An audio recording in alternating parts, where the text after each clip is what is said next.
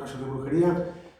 Estoy yo aquí hoy en la mesa, Fernando Ruiz de la Puerta, que era el que iba a venir, pues por desgracia no se encuentra en las condiciones pues para haber venido hoy, entonces bueno, es una pena, es una persona que también aporta mucho, sobre todo aquí a Toledo, a su historia, y a su magia y a sus leyendas, entonces bueno, es una pena que no esté, entonces voy a improvisar un poquito como editor, pues para conocer al autor, que es Diego Valor, que ha hecho un estudio minucioso para intentar que conozcamos un poquito lo que es la vida y cómo funcionaban esa profesión de las brujas. Su objetivo, sobre todo, es que conozcamos un poquito más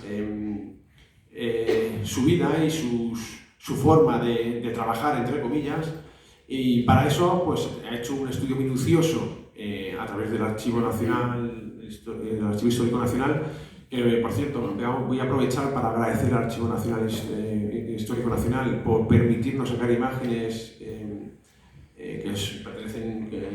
son de ellas y nos ha permitido sacarlas en el libro. El libro 200 casos de brujería no vais a encontrar caso por caso explicado numeradas los casos que no vamos a encontrar. Vais a ir encontrando poco a poco esos casos, analizándolos el autor.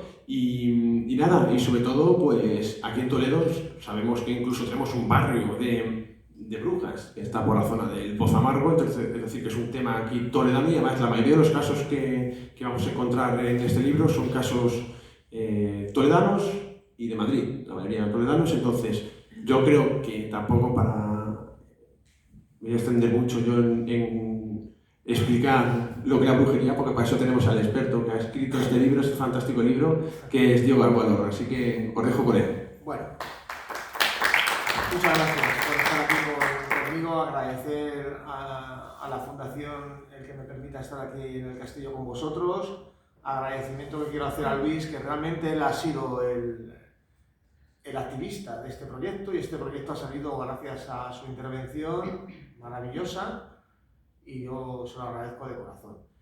Y mira, la verdad, voy a empezar a decir un tema estrictamente personal. La verdad es que cualquiera puede pensar que nos hemos vuelto locos, estamos aquí hablando de brujas. ¿Cómo es posible? ¿Verdad? Pero yo os voy a decir una cosa, la brujería era algo mucho más normal de lo que nosotros nos pensamos. Era una profesión, como ha dicho Luis y como yo vengo manifestando continuamente, una profesión como otra cualquiera. Luego hablaremos del tema. Porque además yo voy a decir una cosa, todos nosotros, estoy convencido de que al menos una vez en la vida hemos tenido una experiencia parecida. ¿Quién no ha puesto a lo mejor una vela para pedir suerte? ¿Quién no ha hecho una invocación a Dios, a un espíritu, a un ángel tutelar, para buscar suerte en el amor, en el trabajo, en un negocio? ¿Quién no lo ha hecho? Realmente yo creo que a todos nos encantaría tener una varita mágica y poder transformar la realidad. Este es un concepto en el que luego vamos a insistir. Todos, en el fondo, nos gustaría ser un poco brujos, un poco brujas. ¿Por qué? Porque la brujería es algo profundamente humano. Y yo, como insisto siempre en mis trabajos, que ya tengo varios trabajos de ese tipo, es, por así decirlo, algo bastante normal, bastante lógico. Vamos a intentar explicar. Y empiezo diciendo una cosa. A la hora de empezar esta exposición con vosotros, nos vemos todos enfrentados a un problema, que es la brujería. O mejor dicho, ¿cómo podemos calificar de brujería una actividad humana? Porque a lo mejor es una actividad corriente. Y sin embargo decían, esta señora o este señor hacen brujería. Bueno, ¿cuáles son los parámetros objetivos que nos puedan permitir saber si una simple actividad, como digo, se marca en este género de conductas que llamamos brujería? La pregunta no es fácil. Y paradójicamente menos en nuestros días. Nosotros, habitantes de la posmodernidad científica de Occidente, seguimos viviendo en un mundo donde la brujería tiene posibilidades de manifestarse. Yo conozco a muchas brujas en la actualidad que realizan estas funciones. Idea sumamente conmovedora y que nos llevará a las profundidades de la psicología humana. Y es que podemos pensar con razón que en nuestros tiempos la brujería está fuera de circulación. Pero la realidad cotidiana desmiente esta idea que forma parte del ideario de nuestro espíritu científico presente. En este sentido, el proyecto mío de investigación constituye un intento de hablar de la brujería desde la razón y la ciencia. Ojo, desde la razón y la ciencia. Mi propósito es analizar un fenómeno social, sin entrar a hacer valoraciones sobre el mismo, dejando al lector que piense lo que considere oportuno sobre una actividad tan particular como la brujería, hechicería, esoterismo, o llamémosle de momento como queramos, porque siempre, fíjate, siempre ha habido en la historia un problema a la hora de dar un nombre exacto a esta actividad. Y a lo largo del tiempo se le llamaba de una manera y luego de otra. Luego lo veremos un poco más a fondo. En este sentido, el propósito mío es hablar de la función social de las hechiceras. Porque estas mujeres, ojo, esto es importante, estas mujeres vivían instaladas en la sociedad del momento. No vivían recluidas, como podríamos pensar, en lugares inaccesibles, apartadas del medio social. Realizaban una función al margen de su naturaleza, que tenía sentido en el espacio en el que se desenvolvían ellas. Las brujas realizaban una tarea, un trabajo, que era plenamente reconocido por sus coetáneos. Ellas prestaban un servicio, por extraña que fuese su naturaleza, que era plenamente conocido como tal por aquellos que recurrían a su reconocida y reconocible experiencia. No se entiende el mundo español o el toledano sin sus hechiceras. Formaban parte de su cultura, de su vida social, estaban ahí. Por eso mi propósito es hablar de ellas, de cómo trabajaban, de qué servicios prestaban y de su plena aceptación en el entorno social en el que vivían. Las brujas, como digo, no eran seres halógenos, formaban parte efectiva de su cultura, insisto.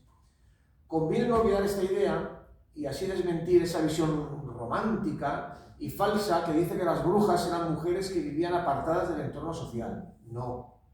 Las hechiceras eran tan reales y presentes en su mundo como eran las labradoras, taberneras, costureras o cualquier otra mujer que desempeñaba un trabajo.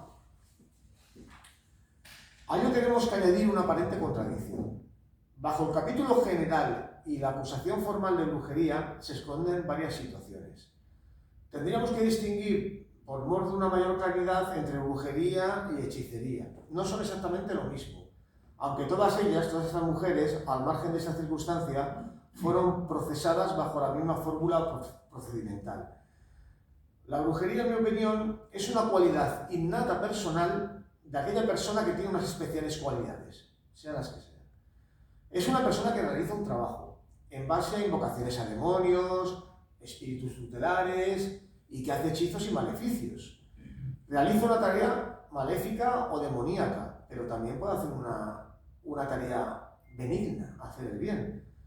A su lado estaban aquellas que hacen la hechicería en la que no entra el pacto con el demonio, mujeres que prestaban un servicio a sus paisanos, como os he dicho, y que realizaban un bien general, como la cura de enfermedades o la atención de deseos muy naturales. Por eso vemos casos en los que se usan de varios instrumentos, ingredientes, hierbas de todo tipo, y ciertas habilidades adquiridas por la experiencia personal junto a los poderes sobrenaturales concedidos por el diablo o ángeles tutelares, malignos y benignos, junto a los hechizos famosos. Así pues tenemos que distinguir entre tres tipos de personas. La que tenía un pacto con el demonio y hacía el mal. La que hacía hechizos que podían causar bien o mal. Y la tercera, que era una mujer que atendía a necesidades muy corrientes y nunca hacía el mal. Estos eran la mayor parte de los casos. Esto podríamos decir que es una distinción entre magia negra y magia blanca, al margen del carácter que le demos a este asunto. Por esta razón, cuando hablamos de brujería, nos introducimos en el fascinante mundo de la psicología y la psiquiatría, que en general cataloga la brujería como un producto de la mente humana, negándole cualquier tipo de valor. Para nosotros esta idea conviene tenerla en cuenta, porque vemos muy bien su desarrollo en algunas personas que fueron procesadas y consideradas por las autoridades inquisitoriales como unos pobres desgraciados víctimas de un problema psicológico. Y es que la brujería, al margen de su controvertida naturaleza, es algo intemporal. Ha existido siempre. Ha acompañado al hombre desde sus inicios. y hoy sigue presente, como vemos en muchos lugares donde al cabo de siglos, incluso milenios, en determinados lugares o investigados por la arqueología, todavía hoy se siguen practicando por los grupos humanos del entorno ciertos rituales mágicos en esos lugares. Podemos pensar, por ejemplo, en la celebración de la Semana Santa cristiana o de la Navidad, que esto viene desde tiempos inmemoriales. Y fijaos, por ejemplo, también un apunte muy simpático. Las representaciones humanas en el Paleolítico más antiguas que se conocen de seres humanos son de brujos, de chamanes.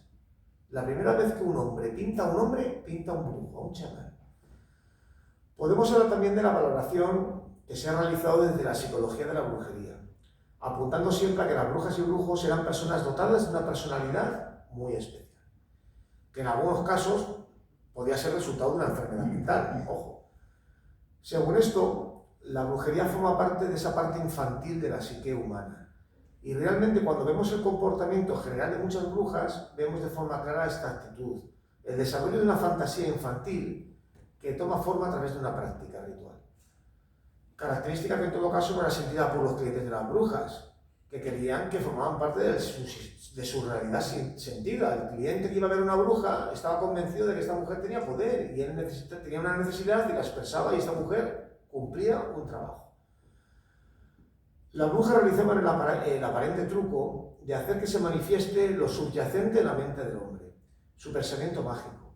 Y en este sentido tenían un verdadero poder sobre las personas que iban a verlas, porque estas personas desplazadas a su latente infancia, en su psique, en su mano se convertían en niños, en juguetes con los que realizar su actividad. Es una idea que vemos constantemente cuando vemos las relaciones entre las brujas y unos clientes que llegan a afirmar, y sin ningún género de dudas, que fueron curados por las brujas o que las brujas les ayudaron a conseguir un objetivo, a conseguir novio, a conseguir novia, a conseguir dinero, a conseguir fortuna. Como sabemos por la arqueología moderna, la parte infantil del hombre está dominada por el pensamiento mágico, que exterioriza los traumas y pasiones humanos que aparecen encarnados en una especie de demonios exteriores y fuerzas espirituales que operan sobre el individuo que se ve sometido a su poder. Realmente, a nivel inconsciente, la idea del demonio o de un espíritu benéfico, tutelar, es una reproducción de lo que la psicología especialista en las profundidades humanas llama retorno de lo reprimido. En ese sentido, ese demonio es la personificación infantil de un ente que domina al hombre, un ser que puede castigar o dotar beneficios.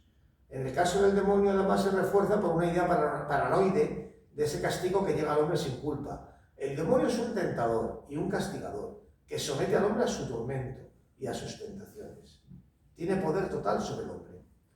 En este sentido, ese demonio o ángel tutelar es una representación personificada de nuestros instintos, de nuestras perversiones reprimidas, de los impulsos culpabilizantes. Por eso el cliente de la hechicera caía bajo su poder, sin poder resistirse. Estas mujeres eran especialistas en esta psicología, fruto de una tradición de siglos, hasta el punto de que, aunque fuera instintivamente, podían tener un verdadero control sobre sus pacientes. Pensemos que en aquellos tiempos la sociedad se veía atrapada en medio de una guerra entre Dios y Satán. Dios y Satán se hacían presentes en el mundo. Y a veces al hombre le tocaba estar sujeto a esta guerra y sufrir sus consecuencias. Para eso estaba la bruja, para ayudar a ese pobre hombre indefenso ante estas terribles fuerzas que ella controlaba. Pensemos que había acontecimientos entonces que el mundo era entonces presentido como algo profundamente mágico. Nosotros hoy en día vemos el sol, vemos la luna, vemos las estrellas y sabemos lo que son, pero entonces no se sabía exactamente lo que era. Veía a la gente que salía el sol y les parecía un acto mágico. Veían la luna y decían, esto es un acto mágico. La transformación de la luna con sus fases, las estrellas moviéndose en el cielo, todo era profundamente mágico. Esta idea dio lugar a que algunos especialistas considerasen a la brujería como una manifestación de lo que se denominaba entonces histeria femenina. Y es que las personas con carácter histéricos eran propensas a la persuasión, son propensas a la persuasión sugestiva. En este sentido estaríamos ante un cuadro de neurosis, de conversión. Además es probable que muchas mujeres se hicieran brujas porque era lo único que podían hacer en una sociedad en la que no tenían cabida. Esta catalogación de histeria femenina fue muy usada por las autoridades encargadas de su represión y por la sociedad del momento, que en este sentido no hacía más que proyectar una visión patriarcalista que pasaba por el desprecio a la mujer. Esto conviene que lo tengamos en cuenta. La mujer entonces, y desgraciadamente en algunos ámbitos todavía hoy en día, era vista como un ser secundario, despreciable, menor que el hombre, incluso maligno. Se consideraban a las mujeres como agentes diabólicos, entonces, a las mujeres en general, a todas, a las brujas y a cualquier mujer. Una visión deformada que tuvo consecuencias lamentables y que es uno de los capítulos más vergonzosos de la tradicional ignominia a la que ha sido sometido lo femenino en la historia humana. En todo caso, la brujería era algo profundamente femenino, aunque tenemos en la historia muchos casos de brujos. Podemos calcular aproximadamente, por mis investigaciones en toda España, que el 20% de los condenados eran hombres, el 80% mujeres. Las autoridades del momento estaban convencidas de que las mujeres eran más dadas a esta práctica que los hombres. La visión patriarcal de la época había condenado a la mujer como receptáculo del pecado. La mujer era presa de pensamientos impuros y de un comportamiento sexual desordenado. Esto viene desde los tiempos de Adán y Eva. Eva fue la que le dio la manzana a Adán. Adán el pobre sufrió las consecuencias. Pero el diablo se manifestó a Eva y le dijo, come la manzana y dásela a él. Con lo cual la visión patriarcal de la época pasaba porque la mujer fuera exactamente un agente diabólico. Pensemos que, por ejemplo, el sexo estaba entonces muy mal considerado y claro, y el que un hombre fuera sometido a los deseos sexuales de una mujer, para la sociedad del momento era visto como el pobre hombre estaba embrujado por ella y ella hacía con él lo que le daba la gana. El hombre, el pobre, acababa pecando por culpa de la mujer. Precisamente en el mítico libro Malleus Maleficarum, El martillo de las brujas, publicado en Alemania en 1487, se afirma que el poder diabólico, este es un libro de la Iglesia, es profundamente femenino, siendo las mujeres en general agentes maléficos y colaboradoras del demonio, Tenían una condición, vamos, vosotras erais, vamos, entonces era algo terrible, la mujer. La terrible caza de brujas que se realizó precisamente coincidiendo con este libro fue una verdadera histeria colectiva. En algunos lugares, como en Alemania, entonces se encuentra en una guerra civil, se veían brujas por todas partes. Fijaos, pensemos que, por ejemplo, en un solo año en Colonia se mataron a 900 mujeres acusadas de bruja. Colonia tenía entonces una población de 20.000 habitantes, es decir, el 5% de la población de Colonia, mujeres, fueron asesinadas. Un detalle que tengo que decir de España. En España la persecución de la brujería fue grande, pero sin embargo hay muy pocos casos de mujeres asesinadas. En Galicia, que yo lo estudié, solo encontré una. Aquí en Toledo solo he encontrado una. Se calcula que en España aproximadamente fueron asesinadas unas 50 mujeres. Pero es que en Europa, en la civilizada Europa, Alemania, Holanda, Bélgica, Inglaterra, fueron asesinadas entre 50 y 60.000 mujeres en menos de 100 años. Increíble. Digo esto para salvar un poco nuestro carácter hispánico, porque en toda España fueron aproximadamente asesinadas 50. Sí, nuestros antepasados pues no eran tan malos como a veces nos han vendido, que algunas fueron asesinadas, ojo, con que solo hubieran asesinado una hubiera sido terrible, pero vaya. Algunos autores modernos, por esto que hablamos de la mujer, han llegado a pensar que la brujería era una especie de religión femenina. Por ejemplo, Murray, una antropóloga, llegó a catalogar la brujería como reducto de un antiguo culto a la diosa Diana, pero esto es una idea hoy completamente descartada. Sobre el aspecto femenino de la brujería tenemos que tener en cuenta, como os he dicho, que muchos hombres fueron procesados también por este delito. Pero no cabe duda de que la brujería era femenina. Si tenemos en cuenta que muchos de estos hombres fueron educados en la doctrina brujeril por mujeres. Muchos eran educados por su abuela, por su tía, por su madre. Mi trabajo, ya yendo al trabajo que os presento, pasa por el análisis de la documentación que nos ha dejado los procesos inquisitoriales. Por lo menos podemos ver los procesos que ha habido a estas personas y podemos sacar los datos que yo pongo en el libro, ¿verdad?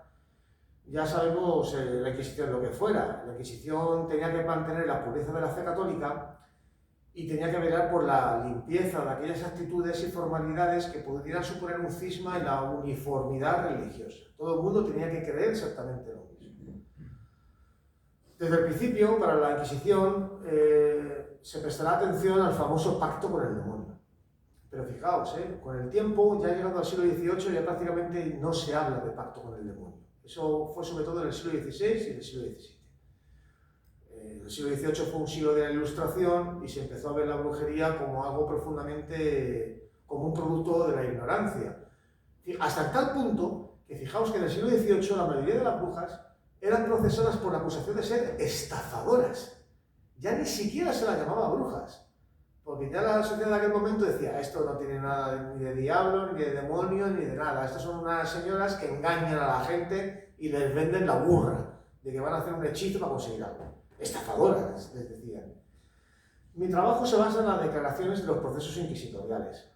Declaraciones que, ojo, no tienen por qué ser ciertas. Pensemos que en muchos casos estas declaraciones se hacían bajo el tormento. Nada menos, el famoso potro de tortura, no sé si sabéis lo que es. Una mesa en la que se colocaba a la mujer o al hombre y se le ponían unas correas a las piernas y a los brazos y con unas poleas se iba tirando hasta el punto que se producía una luxación de los brazos y de las piernas, porque la Inquisición, que era una institución muy natural, no permitía que hubiera en el tormento sangre. No podía sangrar el torturado. Si sangraba, se paraba la tortura. Entonces dijeron, bueno, pues con el potro de tortura le ponemos esto, tiramos de los brazos, los desencajamos y por lo menos sangre nos sale, claro. Pero el hombre o la mujer acababa con los brazos así, imaginaos, y el dolor de romperse las articulaciones, claro. En ese sentido, cuando te ponían ahí, cantabas la traviata. Eras capaz de decir cualquier cosa. Sí, sí, sí, yo soy bruja, adoro al diablo y lo que haga falta. Por eso también tenemos que tener cierta precaución con estos comentarios. Esto que he hablado de la Inquisición española, pues como he comentado, desmitifica mucho la acción de la Inquisición. Porque es que además la Inquisición española, y la toledana, por ejemplo, hizo lo mismo, no prestaba mucha atención a la brujería. Pensaban que era un producto de la ignorancia. Ni siquiera todos los años detenía alguna. A lo mejor le tenían a 2 o 3, le tenían a una. La Inquisición española realmente nunca tuvo el intento de acabar con la brujería. Consideraba que era un mal del pueblo y bueno, detenían alguna para cubrir el expediente, pero nunca, nunca, en toda España, que yo ya he investigado gran parte de España, nunca hubo un intento decidido de acabar con la brujería. Es decir, vamos a acabar con esto definitivamente. Por eso tampoco se produjeron grandes matanzas. Dijeron, bueno, vamos a matar a 1000 y ya la gente, aunque sea por miedo, dirá, nunca se hizo eso. La Inquisición no se tomó nunca en serio el aparente problema de las brujas y nunca hubo un interés en acabar con este asunto, como os he dicho. Esto ya sabéis cómo era el proceso de la Inquisición, que también tenía una naturaleza pues, bastante terrible, porque las personas eran detenidas y cuando la persona era detenida no sabía los cargos que era acusado y podía estar a lo mejor 1 año en la cárcel. Y solo cuando era el proceso final y la sentencia cuando se le decía, te estamos acusando de ser bruja. Una situación de indefensión absoluta. Lo que la Inquisición pretendía con esto era que esas personas encerradas en una cárcel, imaginaos cómo eran las cárceles de la época, pues hiciera revista de sus acontecimientos y que al final, de motu propio, dijera, uy, yo creo que me han detenido por esto, así que mejor lo digo y así me quito impulso. Porque claro, la Inquisición lo que pretendía en todo caso era salvar el alma de la persona. Y para salvar el alma de la persona necesitaba su arrepentimiento. Si ese arrepentimiento no llegaba, era cuando entrábamos, lo que hemos dicho antes, en la fase del tormento y de la tortura para poder sacarle la declaración. Luego ya, como os digo, al final se acababa haciendo la sentencia final y ya sabéis que normalmente las brujas eran condenadas normalmente a recibir 200 azotes, que bueno, un azote tela, Normalmente eran también condenadas a un destierro de su pueblo donde estuviera, entre 3 y 6 años, con lo cual tampoco no eran expulsadas. Podía ser una mujer de aquí de Toledo y acabar viviendo en el pueblo de al lado. ¿Entendéis lo que quiero decir? Y luego también era el famoso auto de fe que todos conocemos. Se hacía una representación en la ciudad, en Toledo o en Madrid, y salía la mujer montada en un burro, vestida con una coroza, con una especie como de... en la cabeza, como hacen ahora en las procesiones de Semana Santa, con ese... y tal, y luego unas unas insignias que se les ponía con la calificación de bruja, y luego, claro, eran sometidas a un tormento social, porque las mujeres, mientras eran paseadas, eran insultadas, se les tiraba de todo y recibían una vergüenza pública, ¿entiendes? O sea, realmente esa era la gran crueldad de estas mujeres. Y además, fíjate, luego en las iglesias donde ellas eran naturales, se pintaba entonces, todavía queda en alguna iglesia algún resto, se hacía una especie como de pequeña pintura con el nombre de ella y su acusación, para que sí se recordara por los siglos de los siglos. Mucha crueldad. Luego también vamos a hacer hemos hecho en el libro una aportación muy buena, que voy a destacar, que es el tema de las élites.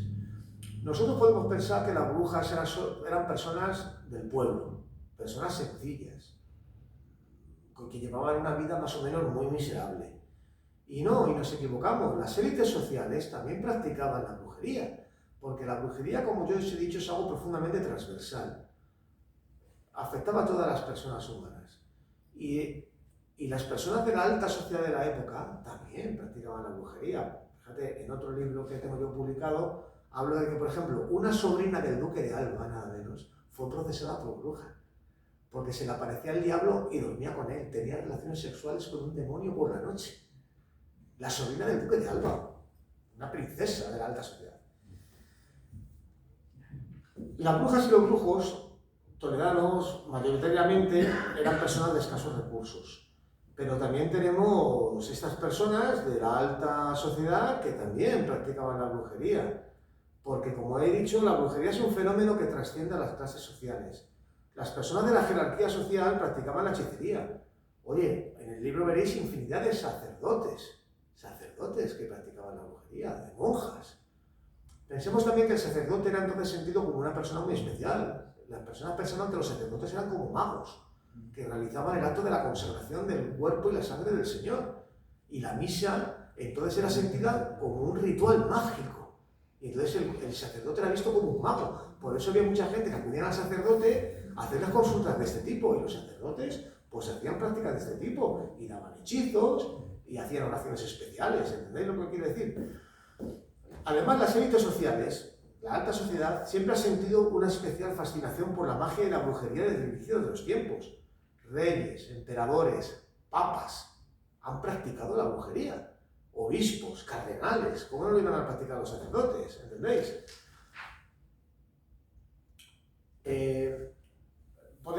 Puedo deciros solo dos casos de los que hablo en el libro, muy interesantes, para comprender este fenómeno. Uno se llamaba Don Jerónimo de Villanueva, nada menos que protonotario de Aragón, caballero de Calatrava, comendador de Santibáñez, miembro del Consejo Real de Guerras, Indias y Cruzadas y secretario de Estado del rey Felipe IV. Un ministro de Felipe IV. Una persona del más alto nivel. Este señor fue procesado. No se le acusaba a él. Este señor había fundado un convento en Madrid de monjas benedictinas y resulta que de las 30 monjas, 24 estaban endemoniadas. 24 monjas tenían visiones y hacían hechizos. 24 monjas de las 30. Se montó un número tremendo. Y al final el proceso se paró un poco y se llegó a Roma. Y en Roma lo que hicieron fue que durmiera el sueño de los justos y nunca hubo una condena efectiva. Pero fijaos hasta dónde llegaba el tema de la brujería, que todo un ministro del rey fuera procesado, porque decía que tenía 24 monjas endemoniadas con él. Y luego tenemos un caso muy singular, que también hablo en el libro, en un capítulo entero, que se llama Diego Alfonso Medrano, una persona de Logroño, residente en Madrid, cristiano nuevo descendiente de judíos. En su obra aparecen muchas referencias al judaísmo, a la cábala. Era un señor de gran cultura. Porque además vamos a pensar una cosa. Para practicar la nigromancia, las cartas astrales, los horóscopos, había que tener conocimientos de astronomía, astrología, matemáticas. Las personas que tenían estas prácticas eran personas que habían ido a la universidad. Y la universidad entonces iba solo a las élites, no a cualquiera, ¿entendéis? Pues este señor, por ejemplo, pues era un conocedor de la cábala y de prácticas entre los judíos. Y realmente tuvo una vida apasionante, como podéis ver en el libro, con unas invocaciones que hacía a todo tipo de espíritus, demonios, juntaba demonios, santos, juntaba a Cristo con Satán, era un tío alucinante. Y luego tengo, en el libro aparecen varias fotografías de las cartas astrales que hacía, que son muy interesantes. Por eso voy a acabar diciendo que intentar hablar de la brujería es una actividad verdaderamente asombrosa y sumamente desconcertante. Porque al fin y al cabo estamos intentando hablar de situaciones verdaderamente maravillosas, una bruja. Pero no nos confundamos, estamos hablando de aspectos propios del ser humano, y yo insisto en esto, de una infinidad de hombres y mujeres que realizaban una actividad que era sentida como algo natural. Esto es muy importante. Hablamos de mujeres y hombres que realizaban esta actividad dotados de una especial habilidad, por así decirlo. O lo que podríamos decir hoy en día eran personas que tenían, por así decirlo, una sensibilidad especial que les llevaba a esto. Y con esto empezamos con el problema que os he dicho al principio, que era una bruja. ¿Qué es la brujería? La respuesta a estas preguntas nos pone en una tremenda disyuntiva. Muchos niegan su carácter a esta actividad hoy en día y piensan que es un subproducto de una calenturienta imaginación. Otros pocos caen en su seno y ofrecen una visión sumamente alejada del espíritu científico. Yo intento estar justo a medio camino entre estas dos actitudes, porque realmente las respuestas a esas preguntas es las que nos da la clave fundamental para analizar sus características. Yo no intento justificar la brujería, dándole un especial valor, pero tampoco desacreditar su existencia. La brujería estaba ahí está el libro, y ahí lo cuento. La brujería ha existido siempre en la historia humana. Muchos critican despectivamente la brujería y lo consideran un engaño. Yo intento ofrecer una crítica constructiva. Y es que realmente nos vemos en esa actividad sustraídos a una interesante paradoja que sirve para explicar el fenómeno. Las brujas, como os he dicho desde el principio, e insisto, vivían en sociedad, no eran seres marginales. Aunque nos pueda parecer mentira, su trabajo era conocido y reconocido por las personas con las que estas mujeres vivían. Todo el mundo sabía que esta señora era bruja y dónde vivía, todo el mundo. Porque ella la actividad que hacía la hacía pública. Y se presentaba diciendo, oye, que yo te hago un hechizo para conseguir novia o para conseguir fortuna. Y la gente iba y se lo pedía, y oye, pues hazme no, que a lo mejor me sirve. Y luego la gente decía, sí, pues me ha servido, oye. Cosa más curiosa. Como digo siempre, tanta culpa de la brujería tiene la bruja como su cliente. Si no hubiera habido cliente, no hubiera habido brujas. Las brujas existían porque había personas que iban a verlas. Y decían, oye, ayúdame.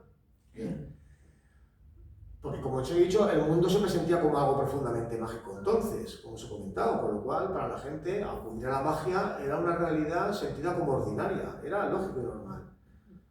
La persona vivía en ese ambiente y participaba constantemente del misterio. Entonces el misterio era sentido como algo real, no como hoy en día. Hoy en día vivimos en un mundo más virtual. Todos se preguntaban entonces sobre los sucesos vitales que le ocurrían e intuían que detrás de ellos operaban fuerzas desconocidas.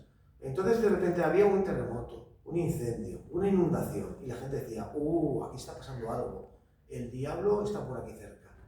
Era lo que sentía la gente entonces, por favor. Todos, como digo, operaban fuerzas desconocidas. La magia y la brujería tenían todo el sentido porque se dedicaban a actuar en el mundo. Era una creencia fundamental que estaba presente en toda la sociedad, desde el rey, que practicaba la brujería o la alquimia, como Felipe II, hasta el más insignificante mendigo. Y solo puedo acabar diciendo una cosa. Al margen de la naturaleza que le queramos dar, la brujería realmente era algo maravilloso. Y para mí era un acto de amor, un acto de amor y revolución. Muchas gracias.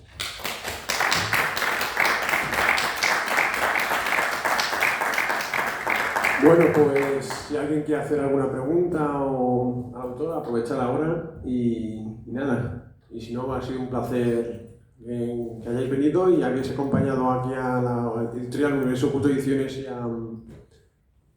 Sí, decía usted que casos de brujería se han constatado en los papas que llegaron a realizarlos y quería preguntar el acto que hizo Inocencio VIII, Sí, por ejemplo. ¿lo conocen?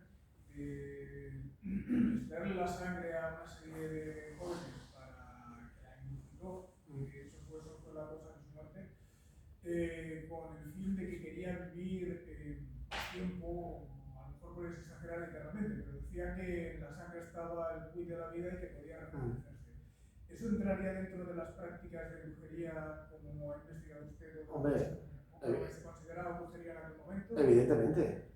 Y de hecho él pasó a la historia como tal brujo, ¿entiendes? Y otros papas a los que podemos hablar. Algunos también en casos fascinantes, como por ejemplo creo que fue Inocencio III, a que se le acusaba de ser brujo. ¿Sabes por qué? Por haber hecho un telescopio.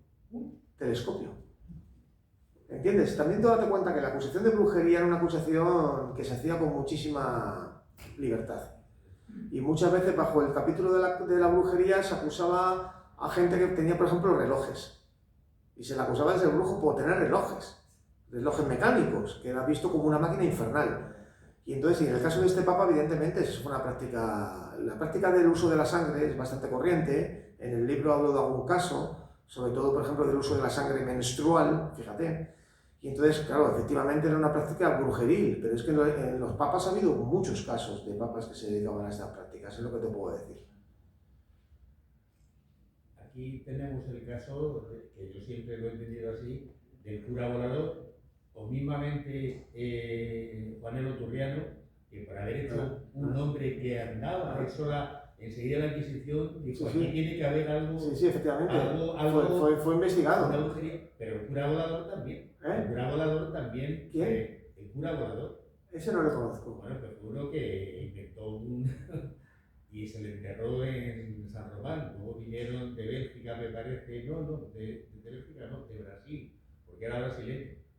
Y vinieron de Brasil a por el cuerpo del cura volador. Lo que pasa es que estaba el doctor Fando entonces y dijo, bueno, cogieron unos huesos y se lo dieron a los brasileños. Y el doctor Fando, que era entonces el médico provincial de aquí de los dice, hombre, dice, ya que les habéis dado los huesos a los brasileños, haberles dado el de un hombre, no el de una mujer. Les dieron los huesos de una mujer para que los brasileños... Sí, bueno. Es que se me ha olvidado el nombre ahora mismo, pero es un cura que inventó un artefacto y se tiró desde la torre de... Sí, eso, tú date cuenta que eso era una situación extraordinaria. Todo lo extraordinario, entonces, todo lo extraordinario era catalogado como algo maléfico. ¿Entiendes? Por ejemplo, yo en el libro hablo de un caso también que se dio aquí de una mujer, Elena de Céspedes, que fue transexual, que fíjate, se disfrazó de hombre, se fue a la guerra de los moriscos a Granada y se llegó a casar con una mujer.